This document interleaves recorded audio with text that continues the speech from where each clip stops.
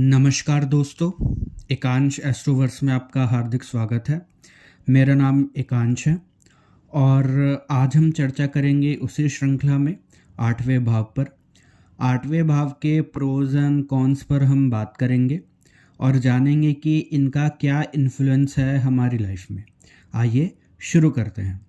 मकर लगन की कुंडली है। केतु पंचम में, बृहस्पति महाराज उच्च के सप्तम में, मंगल बुध सूर्य और शुक्र महाराज अष्टम में, चंद्रमा महाराज नवम में, शनि महाराज दशम में और राहु महाराज 11वें में विराजमान है। सबसे पहली बात आप नोटिस करेंगे, आप देखेंगे कि ज़्यादातर ग्रह 9 में से 4 ग्रह आपके अष्टम भाव में विराजमान है। और आप ये भी देखेंगे ये जो सारे ग्रह हैं, इन सबका कनेक्शन उपचय हाउसेस से है, यानी ये उपचय लॉर्ड्स है। उपचय भावाधिपति हम किसे कहते हैं? कुंडली के तीसरे भावाधिपति को, छठे को, दशम को और 11वें को। इन सबके भावाधिपति, इन सबके जो लॉर्ड्स हैं, इनको हम उपचय भावाधिपति कहते हैं। इसमें से आप देखेंगे, अगर आप तीसरे भाव के स्वामी यानी बृहस्पति को अगर निकाल दें तो बाकी जो बचे छठे भाव के स्वामी यानी बुध महाराज, वो भी अष्टम भाव में विराजमान है ना। और दशम के स्वामी जो कि शुक्र महाराज हैं, वो भी अष्टम भाव में विराजमान है। और 11वें भाव के स्वामी जो कि मंगल महाराज हैं, वो भी आपको अष्टम भाव में विराजमान मिलेंगे। तो ऐसे करके सारे ही उपचय भावाधिपति आपको अष्टम में बैठे हुए मिलेंगे।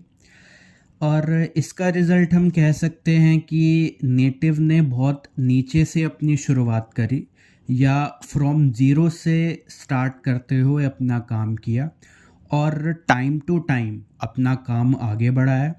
क्योंकि सिंपल सा लॉजिक है, अष्टम से हम देखते हैं ज़ीरो, मतलब शून्य से शुरुआत।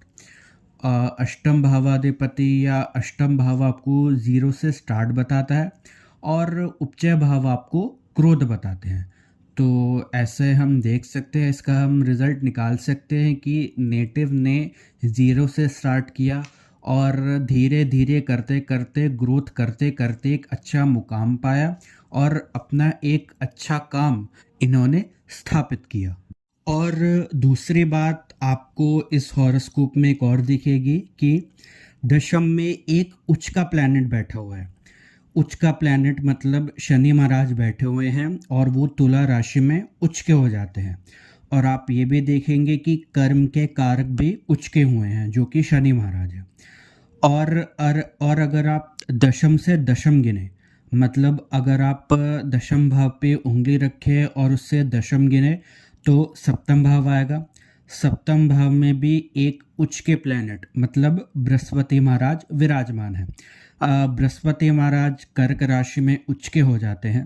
तो ये दोनों ही प्लैनेट्स उच्च के हो गए हैं, केंद्र में हो गए हैं और एक कर्म का कारक भी उच्च का हो गया है। तो इसका मतलब हम ये कह सकते हैं कि काम में बहुत पैशनेट रहना और उन्नति पक्की होना, बट डिले के साथ।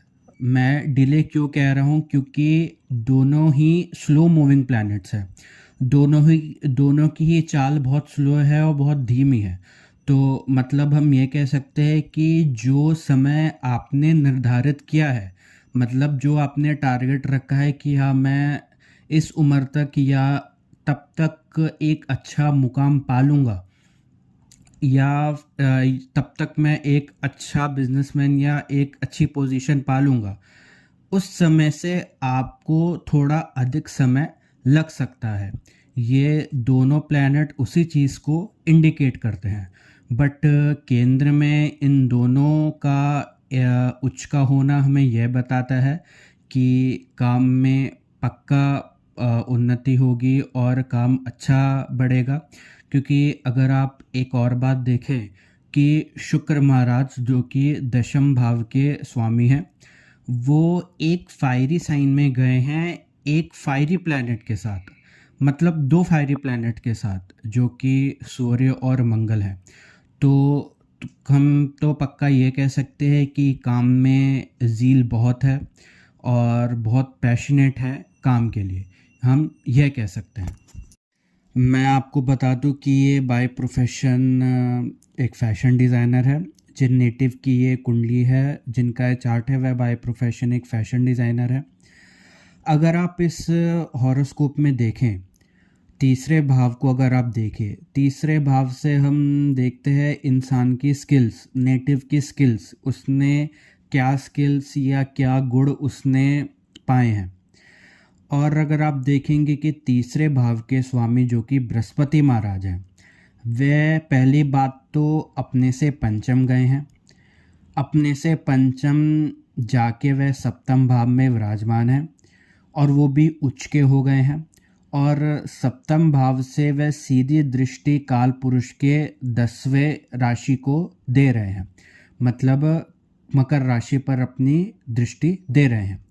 और अगर आप देखें कि बृहस्पति महाराज अपनी पंचम दृष्टि 11वें भाव को दे रहे हैं, मतलब आय के स्रोत पे वह अपनी दृष्टि दे रहे हैं। तो इस तरह से आप कंफर्म कर सकते हैं या इस तरह से आप देख सकते हैं। तो आज की वीडियो में बस इतना ही।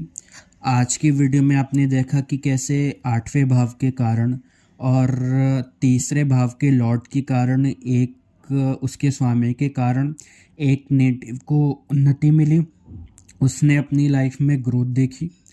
तो आज की वीडियो आपको कैसे लगी मुझे ज़रूर बताइएगा।